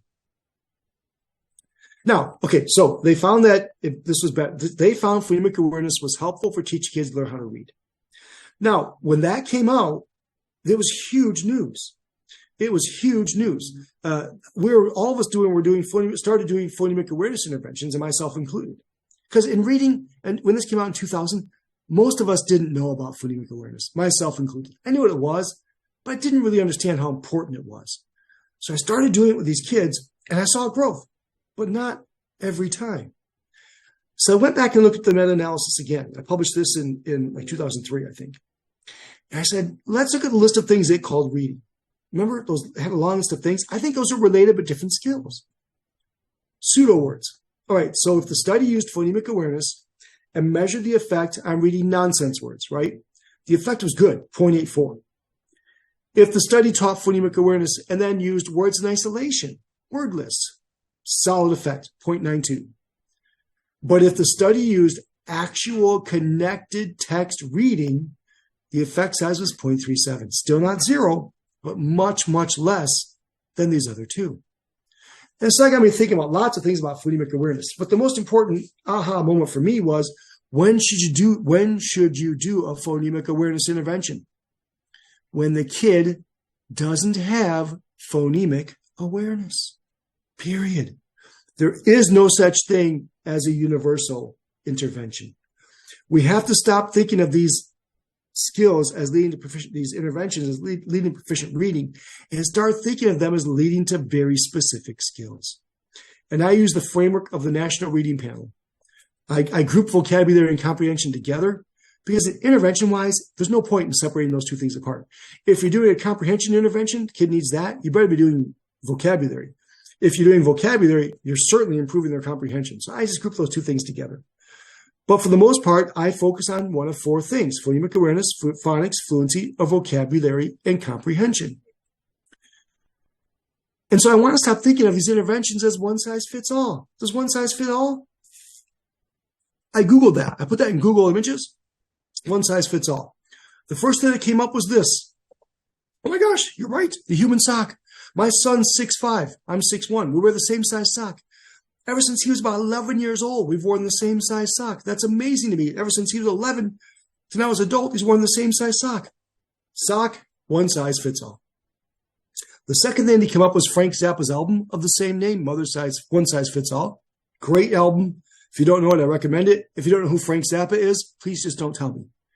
The third thing that came up was this. I don't know what that is, but apparently it's one size fits all. But does one size fit all for reading interventions? Read 180, Fein tool. A, it's expensive. If it's expensive, I won't use it. B, it only works for a very small subset of skills, fluency and comprehension. If your kid can't decode, that's not the answer. And then, of course, LLI, Level Literacy Intervention, the Fontes and Bunnell intervention. It focuses on fluency and comprehension, which is what most K3 kids for sure don't need.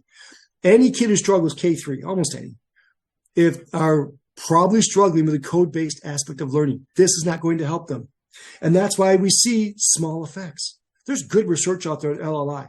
Randomized design. This one published out of the University of Memphis. Random assignment, good study. They found small to even negative effects. Look at all these random assignments, random studies.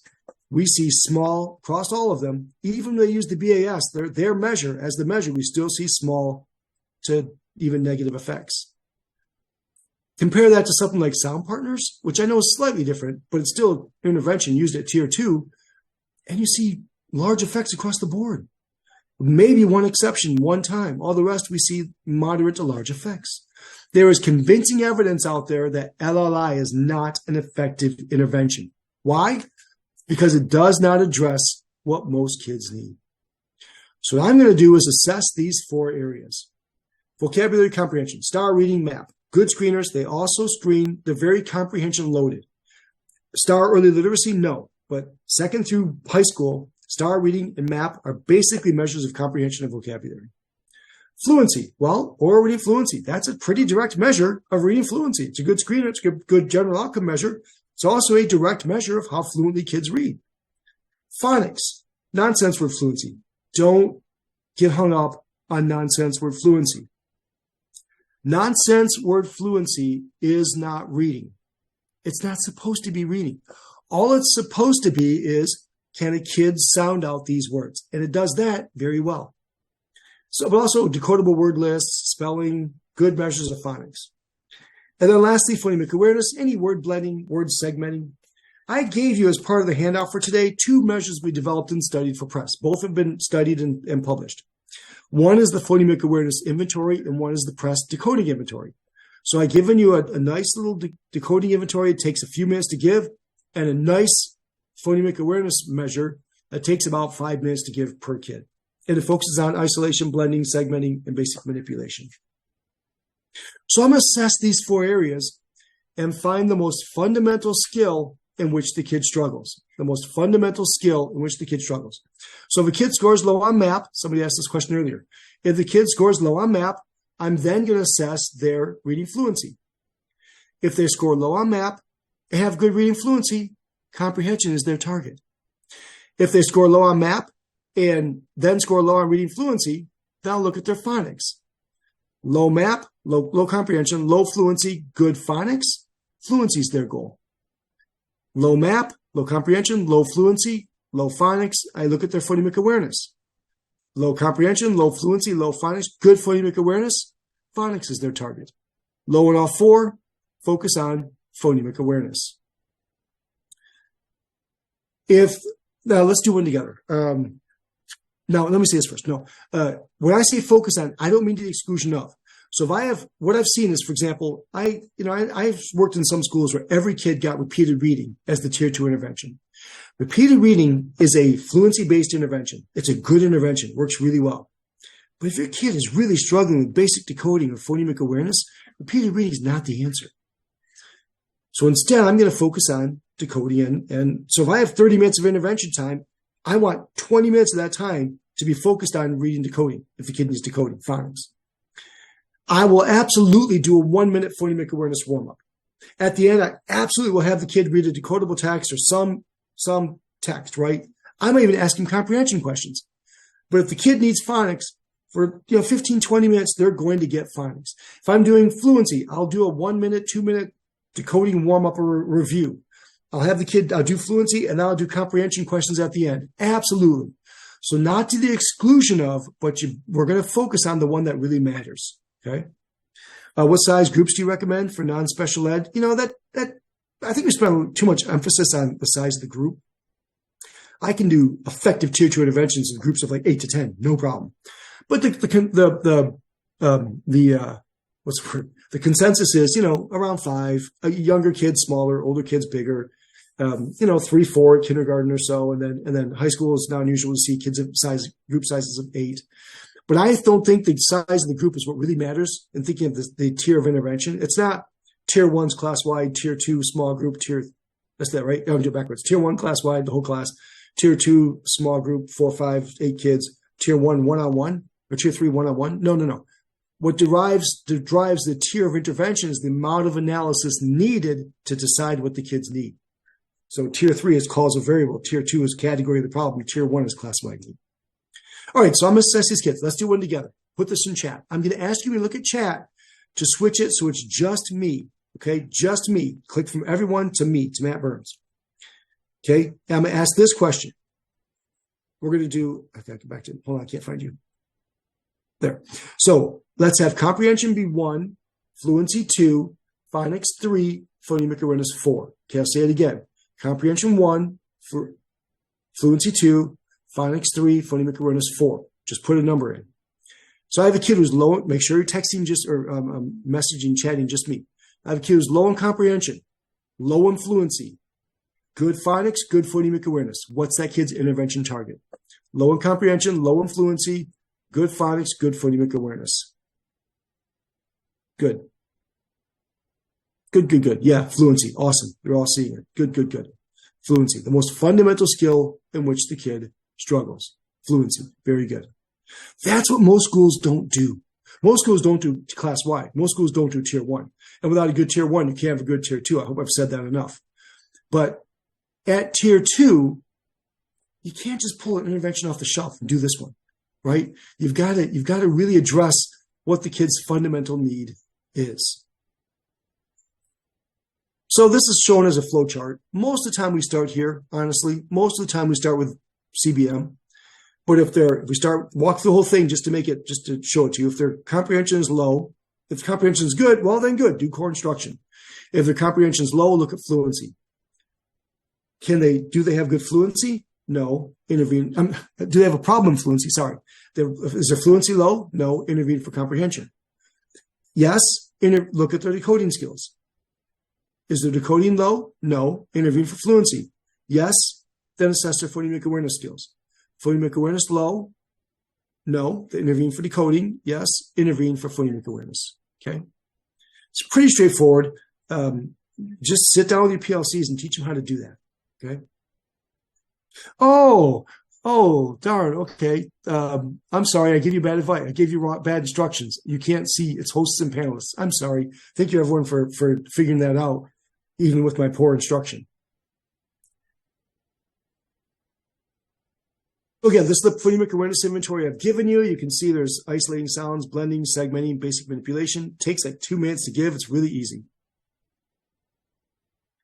Once we find out the most fundamental skill in which the kid struggles, then we simply match up the intervention. Now, I have it through 8th grade. Arguably, could make it through high school. So if it's 2nd grade, phonics, sound partners. 3rd grade, read fluency, read naturally. 4th grade, comprehension, learning strategies, curriculum, inferencing. We go back, go back to your schools, look at your intervention programs you have laying around, and I'm sure you have a number of them, and put them in this list. What addresses what for each grade? UFly has only studied K2 so far. We're studying it 3 through 5 right now. I know teachers use it for that, and I think it's probably okay, but we've never studied it. That's not true. We've studied it. We've never published it. So one of my jobs is to get that out. The research around interventions, 3rd through 5th grade. So still those data are out. I'm still going to use this framework. Road to the code, Fein intervention for phonemic awareness in early elementary. Interventions for All. This is published by, almost all these are on Amazon for like $25. Intervention for All is the Institute of Multisensory Education, IMSE. Google IMSE, and you can find it there. It's like $25. If you can read, you can do it. Sound Partners is on Amazon, $25, $30, super easy. Phonics for Reading. Phonics for Reading is wonderful. It's a phonics intervention for kids 3rd through 12th grade. Now, it's written by Anita Archer, as is Rewards. Rewards is a phonics intervention, kids 4th grade and above. Rewards is multisyllabic. Phonics for Reading is more basic. So if your kids are lower, you probably want phonics for reading. If you're looking at multisyllabic, you probably want Rewards. Read Naturally, a wonderful tool. So Read Naturally used to be cheap and easy. Now it's quite successful. And so it costs a little bit more money. It's still a wonderful tool. Phonics for Reading is still fairly affordable. Rewards is a little bit more expensive. Learning Strategies Curriculum, it's like $25. It's super cheap and easy to get. So if I talk about it, it has to be cheap, has to be easy. Oh, good. Thank you, Jan. Anita's going to publish an updated version of Phonics for Reading. Good. Now, when she does, if it costs more, go to Amazon, look at those older versions and see how different they are. Because I still use the older versions of Rewards because it's cheaper. I probably shouldn't say that, but it's true. So then you work your PLCs, you fill in your matrix, you sit down, look at the data, find the most fundamental skill in which kid struggles, group them, and deliver the intervention to address it. It's almost that simple.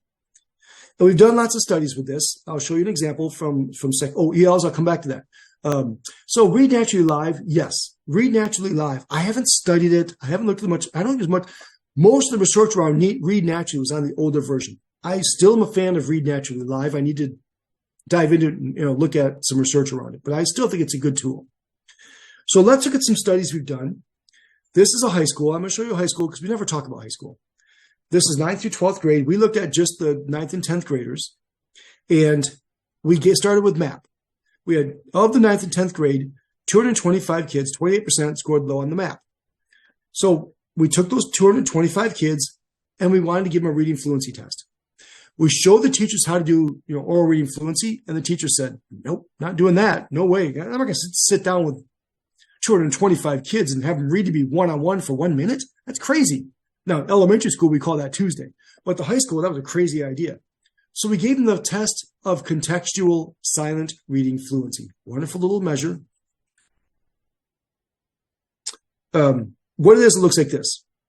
A bunch of sentences that get longer, no punctuation, all capital letters, no spaces between words.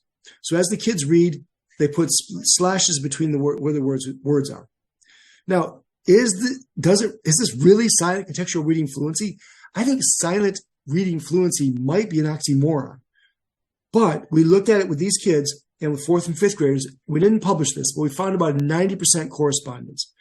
If they scored low on this, 90% of the time they scored low on a one-on-one measure of reading fluency. So I think it works pretty well. Darn it, push my button. So I think it works pretty well. So we gave those 225 kids a group administered measure, the test of silent contextual reading fluency. 100 of them scored low. So I got 125 kids who scored low on comprehension, good fluency. They got comprehension. We took those 100 kids, we're not done with them. We then looked at their decoding skills. We gave them the Woodcock-Johnson word attack subtest. I wanted something normed, something I could cite. certainly a decoding measure would have worked just as well. Of those 100 kids, about a third of them had good phonics. Okay, so about a third of them so I got 36 kids, low comprehension, low fluency, good phonics. So for those kids, we focused on fluency.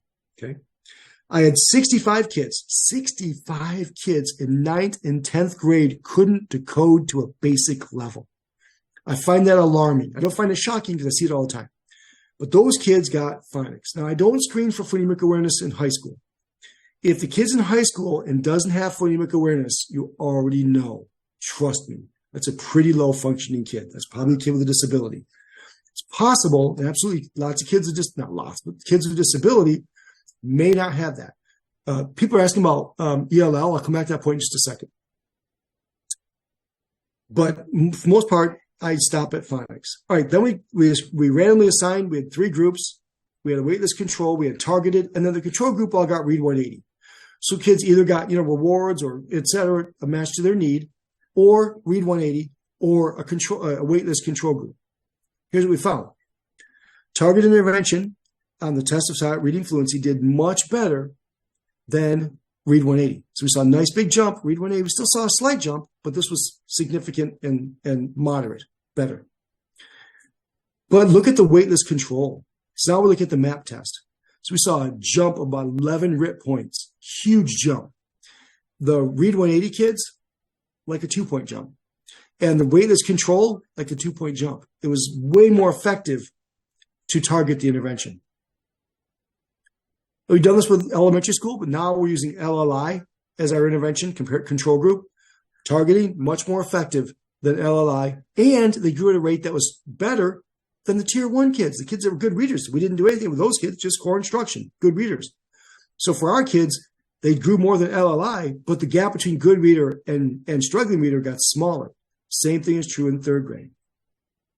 And then, you know what? I don't want to talk about this for time's sake. This is talk about phonemic awareness.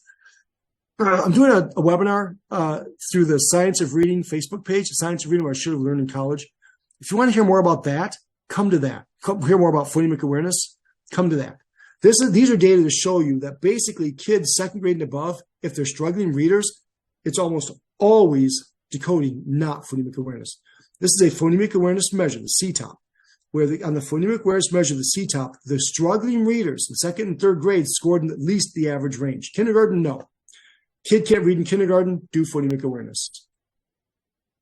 And then we correlated it in kindergarten, the correlation between reading dibbles and phonemic awareness, 0.35. But by 3rd grade, it's 0.02. All right, I'll skip this for time's sake. This too. Now, what we do is basically group the kids, and if they need phonics, we give them phonics, fluency, etc. I've shown you a couple studies. We also published a meta-analysis on this. We found 24 studies of K-8 small group reading instruction, 27 effects, the average effect size 0.54, median effect size 0.54. Not bad. If they targeted, it was 0.65. If they didn't, it was 0.33. It was significantly more effective to target the intervention than to deliver something that was supposedly addressing all needs. In our latest effort, a school nearby us was doing this without working with us. They were doing it. So we came in and assessed what they did and wanted to see does it matter. And this is no support. This is just, can they do it out in the natural setting? And we saw targeting the intervention was significantly more effective than the control group, which was just any intervention off the shelf. And they did all the interventions with fidelity. And equal to the tier 1 group, the good readers. Tier 1 was grew more than the control group, as did tier 2, but tier 1 and tier 2 targeted, I hope I'm saying this clearly, was the same. So we saw a growth that matched good readers, but significantly better than non-targeted interventions. No support from us. The school just did it. Learning strategies curriculum, that's out of the Kansas Learning Strategies group. So go to intensiveintervention.com. I'll put that in the chat, and it's listed there. Go to the tools charts, intensiveintervention.com. It's on the tools chart, and it's information there how to get it. Okay. So we've seen, this is coming out in preventing school failure. So we've seen over and over again that targeting intervention was more effective than picking any intervention off the shelf. And again, just to be clear, so the green to yellow is significant. Yes, Aline, we saw significant. That's a adjusted mean, so it doesn't look as shocking as the other ones because those were unadjusted means. But the adjusted mean, even when we consider baseline other, we still saw significantly more growth in targeting the intervention, which is the green, than not targeting the intervention, which is any intervention off the shelf, which is the level at 0.002. Same thing was true for here. Tier 1 readers grew at a rate that was better than control group, any intervention off the shelf. But the difference between tier 1 and targeting tier 2 was not significant. Okay. Great. All right. So, are there other practice effects? Good question. We took that into account for some of the class-wide intervention. Well, because we have a control group, it would have been the same, right? So because we had a control group, there would have been practice effects for both.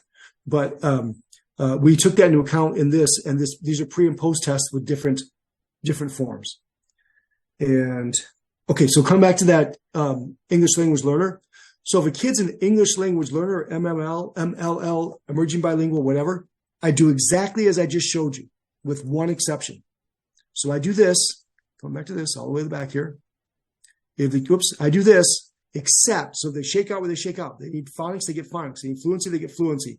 But we always add a vocabulary component to the intervention.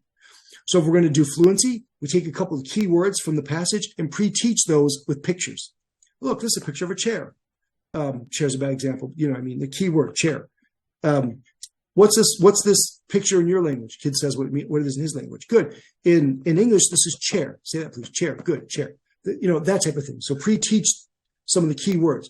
If we're doing phonics, we pre-teach.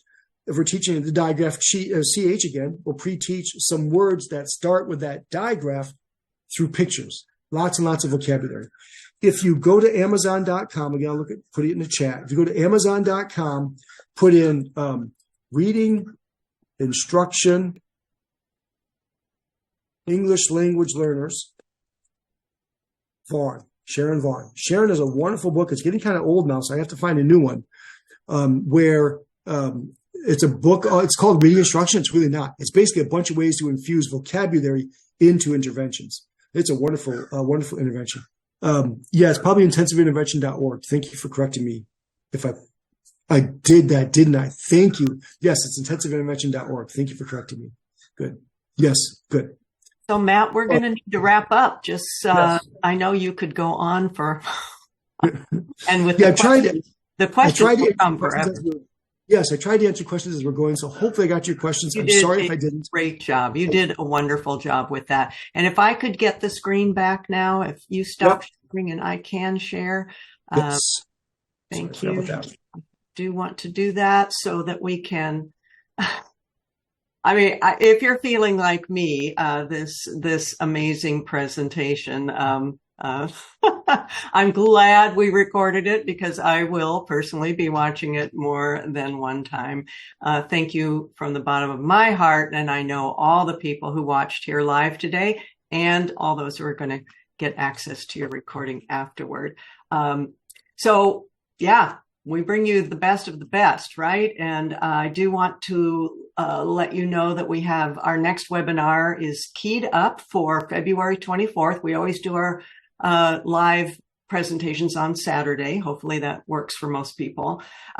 My colleague Nancy Young and I are going to take the next one, focusing on the science of differentiation for all learners in reading and writing. We're going to base this on a book that she and I just wrapped up. It will be, it's called The Ladder of Reading, Climbing the Ladder of Reading and Writing. So that webinar will be based on that book. And I think Amy was going to put a link in the chat. It's not available yet. It will be available in June. And this webinar is based on the book. It's not really meant to be a book study. So that's all for this session. Thank you all so much, Matt, particularly for taking time on your precious afternoon when you could be writing another book or writing another article. You just amaze me. Thank you so much for attending. The only way we're going to get this done is working together. We can prevent the unnecessary pain of reading failure. Thank you all so much, and have a great rest of the weekend.